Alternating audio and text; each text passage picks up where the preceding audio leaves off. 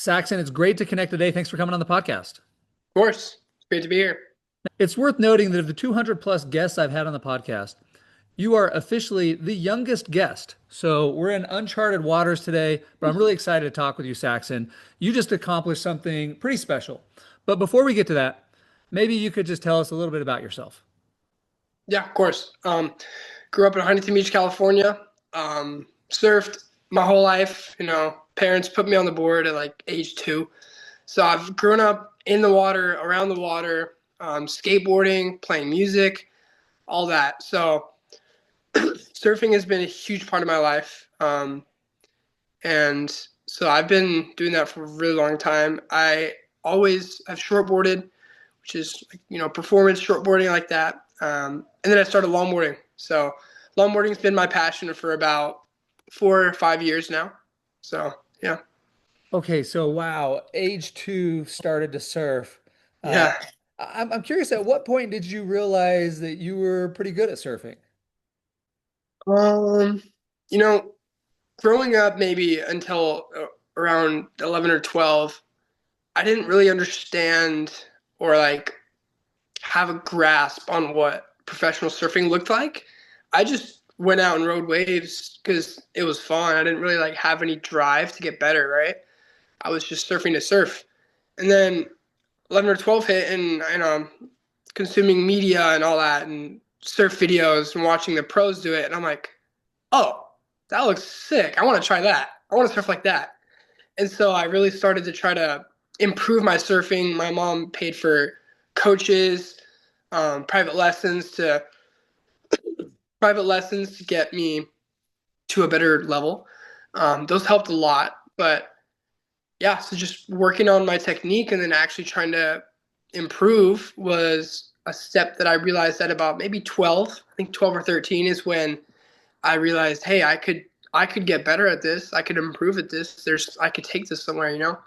And then yeah, so freshman about eighth grade, um, up until that point, I was only shortboarding. Shortboards are only about as tall as you, and you're doing really quick snaps and carves, and um, it's like the snowboarding of surfing Okay. compared to skiing, right? It's a little more modern, a little more aggressive, more technical with tricks and all that. And then there's longboarding. Longboarding is more stylish. It's more smooth, usually on smaller waves. And how I got into that is we would go camping down in San Diego, and there's a spot that has a really good longboarding wave, and I would just longboard just because those were the boards that my mom put in the car. So I took those out, and I was like, you know what, this is really fun. And then my dad said, Saxon, you should pursue this because he says, Saxon, I think you have like a great style longboarding, and so I took that to heart, and I started longboarding more. And come high school, I wanted to get on the surf team. We have that, and my coach said, "Can you longboard?" And I said, "Yeah, I can." And he said, "Then you're on the team." So that was my in for the team, and then slowly I started progressing and progressing, and I've gotten to where I am today. Winning multiple contests. So Okay, so I think it's cool that one way you got into it is just seeing others do it. So your Uncle Paul, who's a former guest of the podcast, he talks about it's important for people to see what good looks like. And so you're able to see yes. videos, see what good looks like, and then you get some coaching. And I had an interesting interview with a leadership coach the other day, and I thought it was interesting. He said that the better you get, the more coaching you need, or certainly the best Hmm. athletes get the most coaching. And so coaching played a role. Your dad's encouragement played a role. So what was your practice schedule like as you started getting older? Um, you know, Up until high school, I was surfing a couple times a week. I would go after school. My mom would take me. But, excuse me, high school is where my practice schedule really started to be, a grind. Um, Surfing in general is not like other sports. Other like team sports, organized sports. It's a little different. But surf team in a high school is about the closest you can get to like a set schedule with a team. Um, And so I would be up at 5:30 every morning for actually not for surf, for seminary. I would be up for seminary at 5:30. And describe That's seminary real quick for those who don't yeah, know. yeah. So seminary, it's a church class for high schoolers. Before school, where I'm from, it's we have it before school, and I go there. I learn a little bit about the gospel. I learn about you know stories, and it starts my day off right. Helps me feel the Holy Ghost in the morning, and I feel great all day, and it helps me to learn gospel topics that maybe I wouldn't grasp fully or wouldn't have the opportunity to learn about.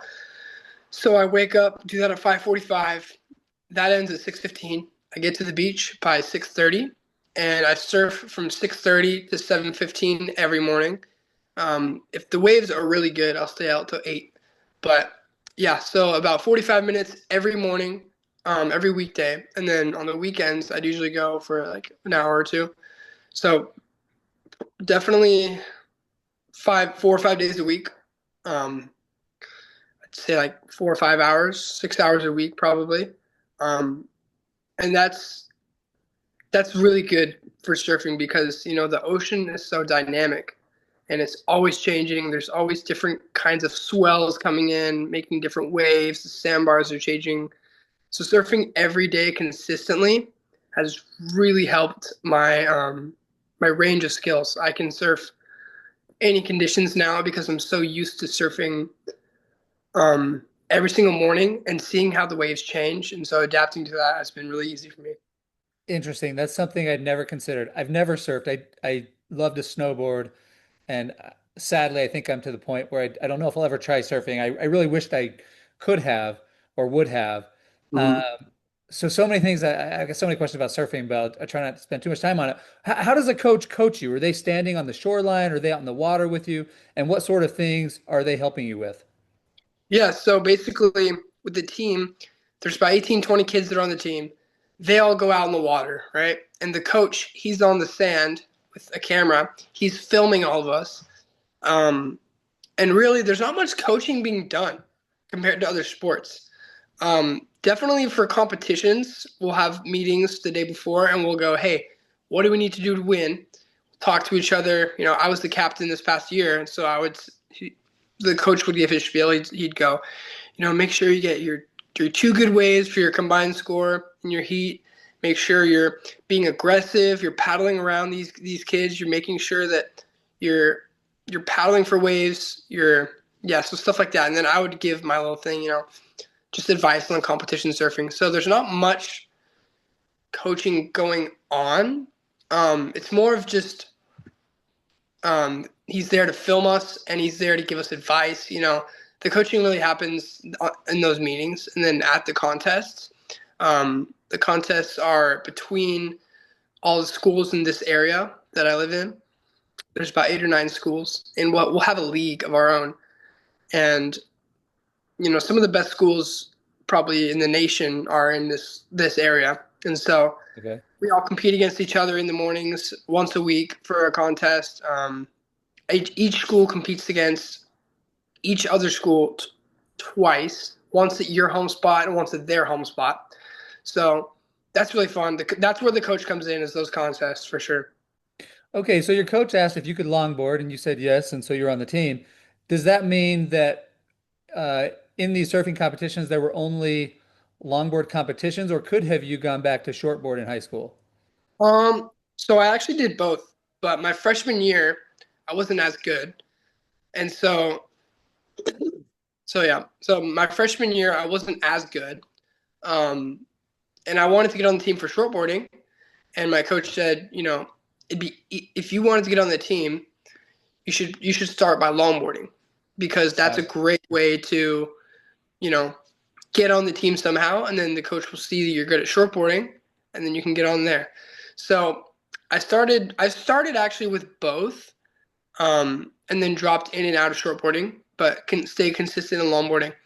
My All throughout my high school career, I got more and more cemented in the shortboarding division to where my this past year I was undefeated in every heat for shortboarding and longboarding. Oh, wow. Okay. So I didn't realize that you were still competing in shortboarding as well. Amazing. Yeah. Yeah. Okay. So as I was reading up on you a little bit, one of the articles talked about a hang 10 and a hang 5. Hmm. And I've heard these terms going clear back to, I don't know, Teenage Mutant Ninja Turtles back when I was a kid. I Yeah. never knew what they were. So could you describe what a hang 10 is, what a hang 5 is, and what they feel like? Of course. So, it's really interesting. It's a lot of hydrodynamics play into it. When you're surfing a wave, you're on a longboard. Um, you're in the wave, right? This is called like the curl or the pocket when the Okay. wave's breaking, right? Breaks that way or that way. And so your board is right here.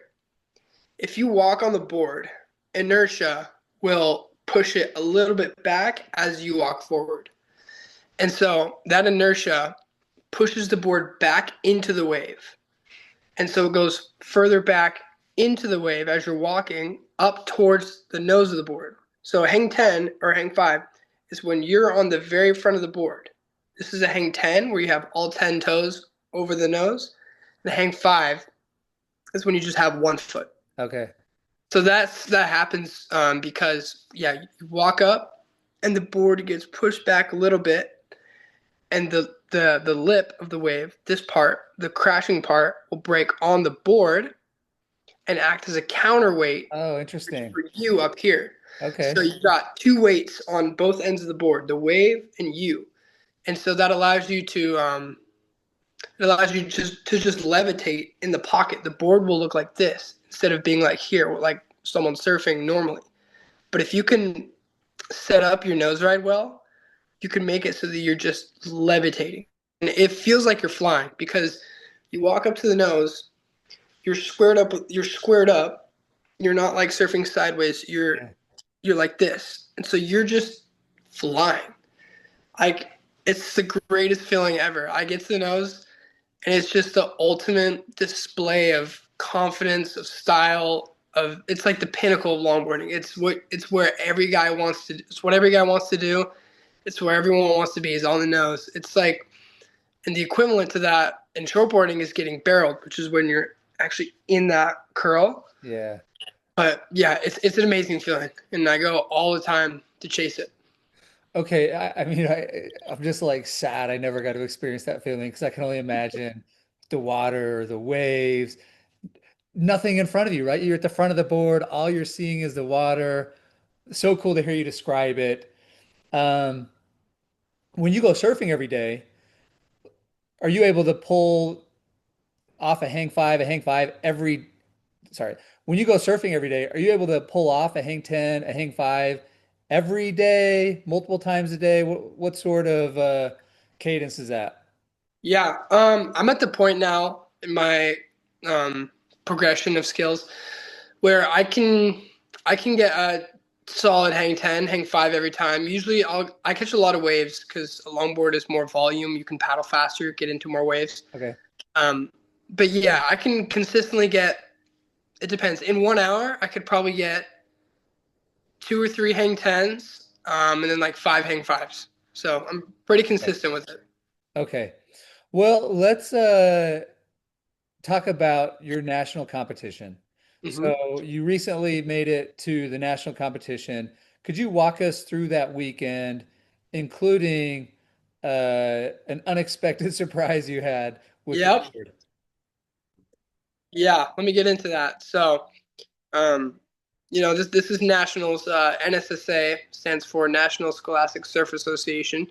It's all the high schools in the nation that have a surf team that feel willing to give it a shot for nationals. So all the high schools that don't feel like they have a shot at nationals, they don't go. Okay. So that filters out, the best of the best. So, you know, the high schools there are mostly from California, but that's because the best of the best are in California. Yeah. So yeah, it happened at Salt Creek, which is down in Dana Point, California, kind of in between Huntington Beach and San Diego. And the week up to it, I was practicing my longboarding at a spot called San Onofre in San Clemente. And I went there. I put my board up on this rack, and I was like, I'll get that later. I'll take off my wetsuit right now. I'll put that in the car. Left it there. Um, Left it there that Wednesday night, all Thursday, all Friday, and Friday afternoon. There was this guy who noticed that my board was there, and he's like, "Okay, that's a nice board. I'll keep an eye on it." Um, and by like 7 o'clock that night, no one had picked it up. I don't know personally how I didn't realize that it was gone for 3 days. It like when I put it in my car, it's long. It goes Yeah. up to like the dashboard. Yeah. It goes up to the center where the center console is. I don't know how I didn't notice, but yeah. So he's like, okay, no one's picked this up yet. I'm gonna take it. He waited for everyone to leave, and then he's like, I'm gonna take this home and I'm gonna bring it back tomorrow. Hopefully, whoever this board this is, they come tomorrow. And so that was Saturday, the first day of nationals. Oh my gosh. And so I wake up. I'm like looking for my board. It's not on my rack in the garage. It's not in the car. I'm like, it's weird, where could it be? And then it hit me that I never put it in the car Oh my down gosh. at the beach. So it was still there. And I'm like, oh gosh, it's not here. My mom was freaking out, obviously. That board's expensive. It's like $1,200. And it's my board for nationals. Like I don't have another board. And so we go to luckily I called up my coach. He has a longboard that I can borrow. I've never ridden it before. It's not my size. It's, not what I'm used to, but we get there. I test it out. It's pretty big, but the board's pretty big, but it works. Somehow I get through all my heats on Saturday. I had a crazy buzzer beater that day, where I got a score. I got the score that I needed just before the end of the heat, which they're 15 minutes long. Yeah, so I made it through my heats on Saturday, and then my mom was like, "All right, we're gonna go get your board because we know where it was." So we drive down to San Clemente, which isn't that far from the spot where nationals was at, and we roll in, and I'm like, "Okay, I know exactly where it should be." And I looked, and it's not there. And I'm like, dang it. All right, well, I guess that's it. Guess I don't ever see that board again. And then, I was like, okay, I'm just going to say a quick prayer. I'm just going to pray that my board will be okay. And if I don't find my board, that I can at least surf my best in the competition without it. And so I get back in the car. We're driving along that parking lot, and I see it. I see my board propped up against this guy's van, his RV, and I'm like, that's my board. So I knock on his car, and he comes out, and I'm like, hey, this is my board. Did you hold it? He's like, yeah, I held it since last night. And he held it for me, waited for me all of Saturday to come. I got there at like 3 p.m. Saturday, and I picked it up, and he's the nicest guy ever. I've seen him since then, maybe like 5 times. I go down to that spot a lot, and he's with his son. He's teaching him how to surf. I think he's from Russia. His name's Dimitri, but he's the nicest guy I've ever met. Super cool guy. So that was an amazing experience. Yeah, so made it through my heat Saturday, and then Sunday rolls around. It's 2 days of competition. Sundays are the finals. So I made it to the finals of the competition, and now usually during the Sunset League, which is all the schools in my area, it's a team effort. Your high school, but for nationals, your school selects a couple surfers, and if one of your surfers gets knocked out, they get knocked out, and the rest keep moving. So it's like a one man takes all. There can only be one winner. So I got to some finals against a couple other kids, and I was like, all right, I have my board. Let's make it happen. So I paddle out, and I got one okay wave. I'm like, okay, it's decent. Let's back it up, because in surfing, they take your two best waves from 15 minutes. They take your two best waves, combine it, and that's your heat total. Whoever has the highest heat total wins that heat. And so I'm like, okay, my goal is to get two good ones. So I got one decent one. I'm like, all right, this is good to work with. And then the next three waves I take, I fall. Bad wave selection. I just absolutely tanked. And so I'm like, oh my gosh, what am I doing? And then I realize, look at the clock, and that's on the shore, and I look at the clock, and there's like 5 minutes left, and that seems like a long time, but out in the water, a paddle out can take 3 minutes, so I needed every second. Um, I see one come through, and I'm like, okay, this is gonna be a good one. Take off, fall. Gosh, okay. I need a good score. They're announcing the scores from the beach, and I heard that if I think it was I needed like an 8. I think I needed an 8 point ride out of 10, which is in the excellent range. You got to do something really amazing. And in these conditions, it was tough because it was really big. And I see a wave coming with 20 seconds left, and I say to myself,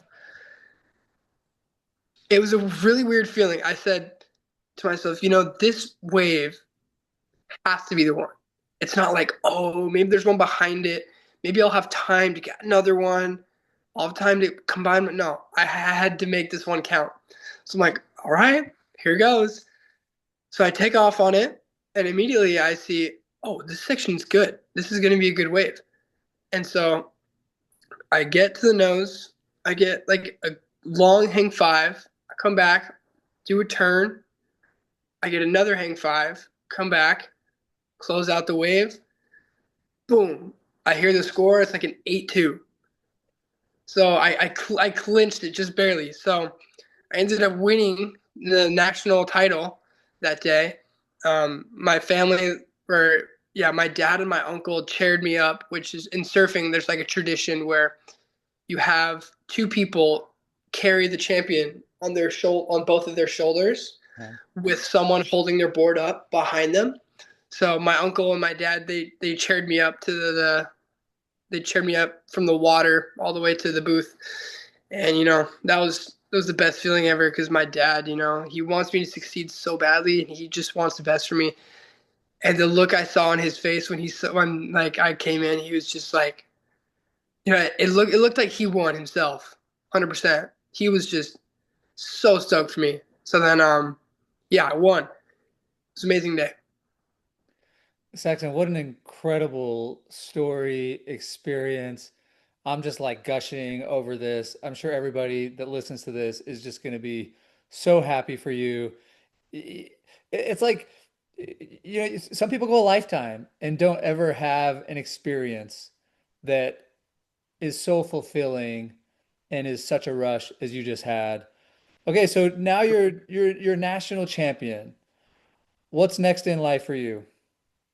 I'm going to be serving a mission for my church. The Church of Jesus Christ of Latter-day Saints. I'm going to be serving in North Carolina, Raleigh specifically, and I will be speaking Spanish for 2 years. So, um, that's the decision that I've always kind of knew I was going to make. I had grown up in the church, but it really took a lot of preparation for me, spiritually, mentally, physically, to know for sure that I wanted to serve a mission. But when I made that decision, there was nothing else that I'd rather be doing. Um, I want to go share the love that I felt from my Savior, and I want to go share that with others. Yeah, so mission is up next for me. I'm leaving in a month as of right now. Um, no, actually, in 10 days. 10 days, I start home MTC. So, yeah, that's really fun. So, having served a mission myself, I will say for me it was one of the hardest things I did, and I just remember. So I was in South America in Chile, Mhm. and I just remember so many days walking those streets, kicking rocks, wishing that I was playing football because I'd played football in high school and in college before the mission, and I wanted to play after. And just so many of those days, I was like, oh man, I wish I was playing football and not wandering these streets. But that said, I am so grateful I did because the goal was just to try to help people and Mhm. forget yourself. So I'm excited for you. I can imagine there's going to be so many days where you're, you know, thinking about surfing, wondering about surfing, and of course the goal of the mission is to try to put all that behind you, as you know, and just focus on others. So really cool that we were able to catch you before you leave for your mission. After you get home from your mission, what are the plans? After I get back, I'm still waiting to hear back from colleges. So I apply. I'm going to do 4 year after the mission. I've applied to BYU Hawaii, waiting to hear back from them. I already got rejected for the fall semester of 27, but I reapplied for the winter semester, so we'll see if I get in. Maybe that extra dedication will mean something. I Yeah, don't know. yeah, yeah, But persistence. yeah, exactly. But in case I get rejected again, I'm going to be reapplying to Hawaii again, but Provo also on my mission. So on my mission, I'll reapply to BYU Hawaii and BYU Provo. Um, so yeah, that's as of right now. That's all I have planned. And I don't know what professional surfing is like in terms of, can you support yourself? Are there opportunities there? What does the professional scene look like? So it's really different with shortboarding and longboarding. Shortboarding is it's just such a higher industry. There's a lot of growth right now, and longboarding is just kind of like the back seat to it. The longboard there is a longboard tour, there's a world tour, and there's a shortboard world tour. I'm not sure what the average professional surfer longboarder makes. I wouldn't make it shortboarding, but I do think I have a shot longboarding. I don't know what the average longboarder makes on the tour, but I think it's probably 80 to 100,000. So you definitely could support yourself, but the thing is that there's so much expenses. There's Oh yeah. because you're traveling the world, you're surfing all these destinations that are on that tour stop. That or yeah, you're surfing all these destinations that are on the tour, and you got to pay for. If you don't have a sponsor paying for all that, then that's got to come out of pocket. You got to pay for your flights, you got to pay for your hotels, your dining, you got to pay for everything. So Okay, interesting. So you'll maybe think about it, look at it, but it's not necessarily the plan. yeah, I mean, you know, what I've always said is if it falls into place, I'll let it do its thing, and I'll pursue it. I'd love that. That'd be awesome. I think I wouldn't rely on it as a career. Maybe if I got married or something, and I said, you know what, let's just take a year or two, and let's just travel around the world and surf these great spots and see these awesome places.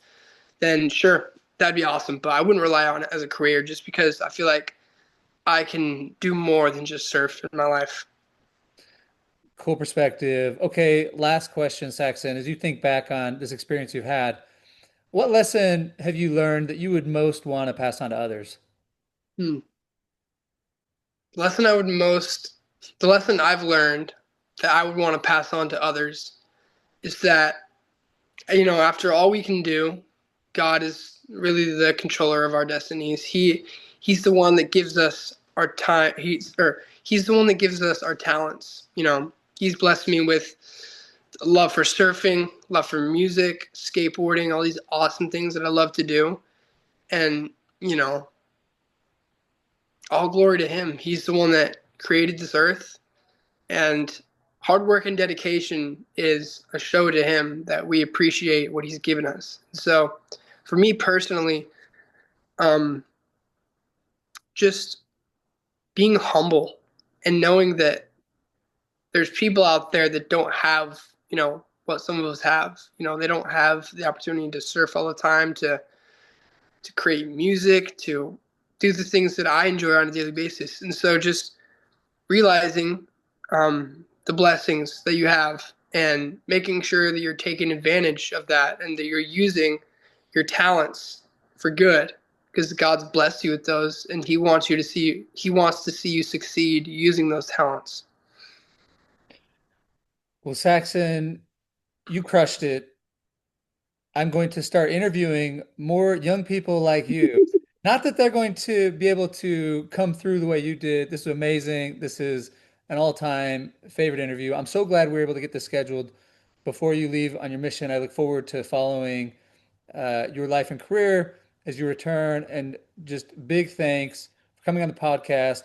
Congrats again on the championship. Thank you so much for having me.